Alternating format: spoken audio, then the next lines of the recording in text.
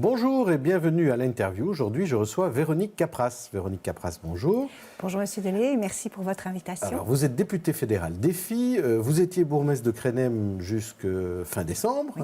Et aujourd'hui vous êtes première échevine et notamment chargée de l'enseignement.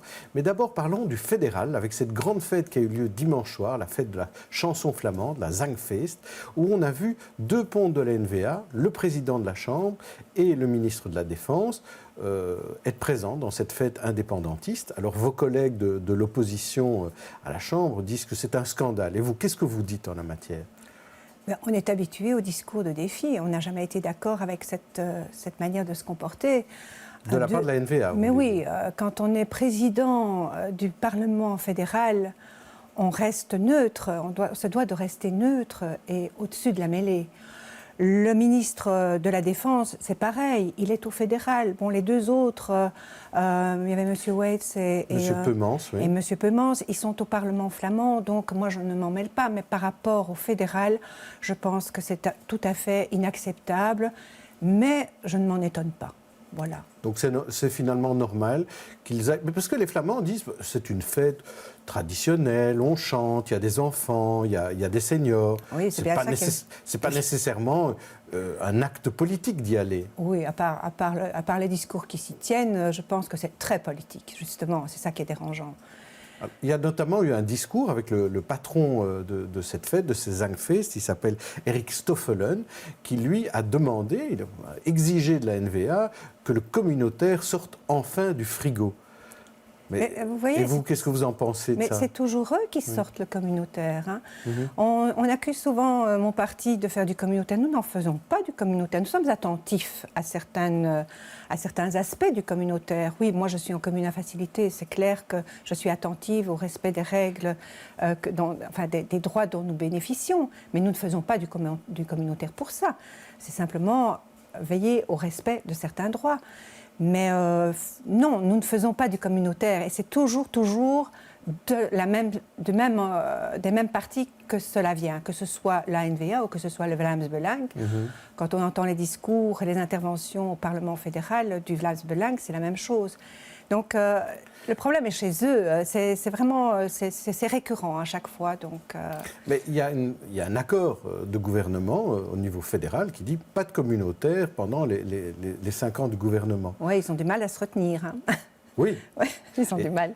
Oui, mais pour l'instant, les autres partis tiennent. Il n'y a que la NVA qui le demande. Mais espérons qu'on tienne le coup jusqu'à encore 3 ans. Donc, Alors, vous disiez que pour vous, c'est tout à fait normal de parler du communautaire, puisque vous en mangez tous les jours à Crenem. Et justement, juste avant de laisser l'écharpe mayorale à une collègue CDH, vous avez envoyé une lettre à tous les habitants, en 2 langues, bien sûr, en français et en néerlandais. Oui, en respectant tout à fait... les lois linguistiques. Ouais. Donc, et dans cette lettre, vous demandiez, vous proposiez à chaque habitant de dire s'il voulait désormais être en contact avec la commune en langue française, par exemple. Alors comment ça se fait que vous avez envoyé cette lettre ? Comment cette lettre est autorisée avec la nouvelle régionalisation ? Mais vous savez que j'ai été nommée, je suis une des seules en Belgique à avoir été nommée par le Conseil d'État. Ça, c'est déjà quelque chose d'assez extraordinaire. Et dans l'arrêt du Conseil d'État du 20 juin 2014, il est stipulé que les circulaires Peters ne sont pas reconnus et que il y a eu quand même un deal au niveau des magistrats et il a été stipulé que dans l'arrêt, il est stipulé que les habitants ont le droit de demander leurs documents en français, toute communication orale ou écrite, de les avoir en français, pour une durée de 4 ans. Donc ils peuvent faire la demande à la commune doit leur donner un accusé de réception comme quoi ils ont fait cette demande, et au bout de 4 ans, ils renouvellent leur demande. C'est un compromis à la belge, mais il a la qualité d'exister. Et vous avez profité de cela en n'attendant pas seulement que les gens vous écrivent, de manière volontaire, mais vous leur proposez d'écrire volontairement. Il fallait les informer sur l'existence de cet arrêt. Et nous avons eu beaucoup, et ça a été une lettre tout à fait bien étudiée avec les avocats, etc. Donc on ne peut rien nous reprocher. Ça a été dans le respect total des deux communautés, tant néerlandophones que francophones, puisque les néerlandophones ne doivent rien faire. Et ça a été vraiment bien accueilli par la population. Il y a beaucoup de documents qui rentrent. Et la bourgmestre actuelle... Ça veut dire combien à peu près Vous avez 8000 votants. En fait, Crénem, moi, je ne vois pas les documents par discrétion. Ça part directement au service population. Mais je sais qu'ils ont été submergés. Je pense qu'ils m'en ont peut-être un petit peu voulu à un moment donné, parce qu'on leur donne beaucoup de travail. Mais on m'a parlé au moins 2000. Mais ça arrive tous les jours, des gens qui sont mis au courant de cette possibilité. Et c'est un modèle qui peut se faire qui peut être suivi dans les autres communes de la périphérie? Bien sûr. J'ai été interpellée par Wezenbeek notamment. Et oui, ils ont l'intention, oui, ils peuvent le faire, il n'y a pas de problème. Donc, et pour vous, c'est une manière d'enfoncer un coin dans cette 6e réforme de l'État qui ne vous plaît pas? Nous étions les seuls à ne pas l'accepter, cette 6e réforme. C'est une manière de dire, vous êtes en commune à facilité, elles existent, nous devons défendre nos droits. Et je crains que l'on ne veuille petit à petit les écorner. Alors, il y a d'autres cas où c'est plus difficile. Pensons aux titres-services qui ont été régionalisés. Donc, comme vous êtes en Flandre, à Crénem, vous avez les titres-services flamands. Et là, tout est en flamand. Tout est en néerlandais. Donc, tant la communication écrite que le site. Donc, le site web, moi-même, je suis cliente. Nous parlons c'est un échange commercial. Hein. Je paye pour avoir mes titres-services. Je dis « je » parce que je suis client. Je parle comme ça au nom de tous les gens qui sont concernés. Et moi, je valide mes titres sur un site, mais qui est en néerlandais. Je comprends le néerlandais. Ce n'est pas le fait que ce soit en néerlandais, c'est le fait qu'il n'est même pas tenu compte de la possibilité de l'avoir dans les deux langues. Et puis même... En Flandre, il y a plein de francophones, il y a aussi des étrangers. Nous avons des anglophones qui ne comprennent, ils ne savent pas comment ils doivent faire. Il ne faut quand même pas un traducteur pour aller confirmer ces titres-services. Maintenant, si on prend un peu de hauteur par rapport à tout ça, Véronique Capras, on se dit les primo-arrivants, on leur demande de parler les langues nationales, on veut leur enseigner plein de choses, les bons comportements, les bonnes langues. Et est-ce qu'il ne serait pas un peu temps de se dire qu'aussi dans les communes de la périphérie, il faut apprendre le néerlandais? Ce sont deux choses différentes. Et de plus en plus, les francophones, quand vous voyez dans les écoles néerlandophones le nombre d'enfants francophones qui y sont, il y a une volonté d'apprendre le néerlandais. On est tous conscients que pour trouver du job plus tard, il faut connaître les deux langues. Donc, ce n'est pas ça le problème. Le problème, c'est que nous avons des droits. Nous avons des droits. Et je ne veux pas qu'on nous les écorne. Voilà. Et nous sommes là, en tant que politique, pour le rappeler. Alors, parlons d'enseignement, parce que vous êtes échevine de l'enseignement. Vous avez 2 écoles primaires à Crénem, une néerlandophone, une francophone. Alors, quelles sont les différences?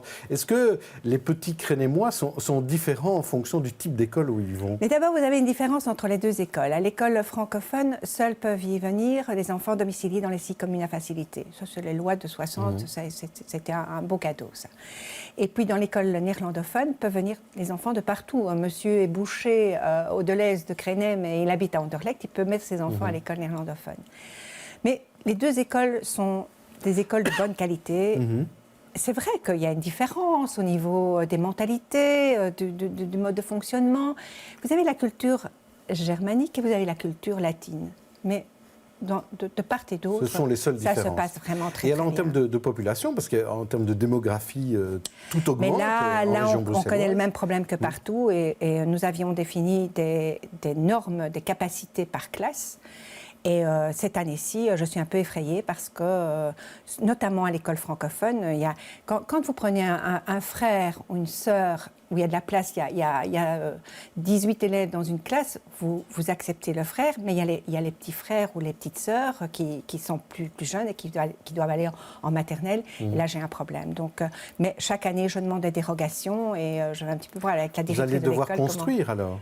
Non, on va essayer de ne pas construire parce que sinon, d'abord, ce sont des investissements énormes.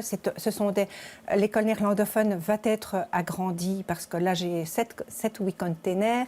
À l'école néerlandophone, donc là, il y a un projet de construction en dur, mais il y a des subsides et ça prend des années. 8 à 10 ans. Alors, dernière question, au Parlement fédéral, vous suivez les débats de la Commission de la Santé. Et il y a quelque chose qui angoisse beaucoup les étudiants qui sont en 7e médecine pour l'instant, c'est est-ce qu'ils vont avoir leur codynamie? Est-ce que la Fédération Wallonie-Bruxelles et la ministre de la Santé, Maggie De Blok, vont arriver à se mettre d'accord? Alors vous êtes là témoin de ce que dit Maggie De Blok. Est-ce qu'il y a une issue? Est-ce qu'il y a un espoir? Mais nous recevons beaucoup de lettres de parents d'étudiants en 7e médecine, donc ils sont très angoissés par le fait que leurs enfants, leurs grands-enfants arrivent au bout du tunnel et risquent de ne pas avoir de numérodynamie.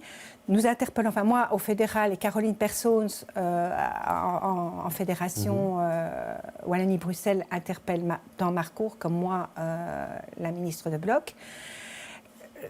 Mais on a l'impression d'un dialogue de sourds.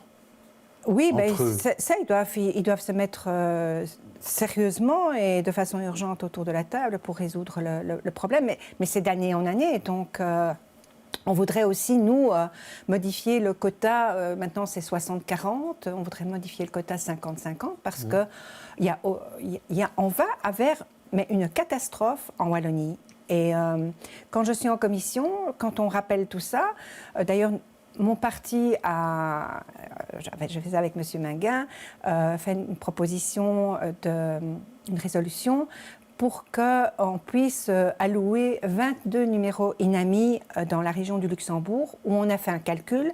Il n'y aura plus de médecins en suffisance, de généralistes. Il y a urgence. Voilà, on voudrait créer un projet pilote, ne fût-ce que déjà dans cette région-là.